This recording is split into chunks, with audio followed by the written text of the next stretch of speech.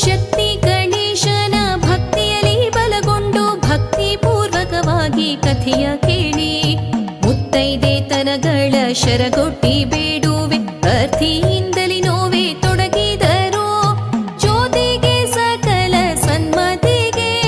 ಜ್ಯೋತಿಗೆ ಸಕಲ ಸನ್ಮತಿಗೆ ಕಟ್ಲಿರಾಯನ ಹೊಟ್ಟೆಲಿ ಪುತ್ರ ಹುಟ್ಟಿದರೆಂದು ವಿಪ್ರಸುರರೆಲ್ಲ ನೆರೆದರಾಗ ಅರ್ಥಿಯಿಂದಲಿ ಹೋಗಿ ಜಾತಕವನ್ನು ಬರೆಸಿ ಈಟ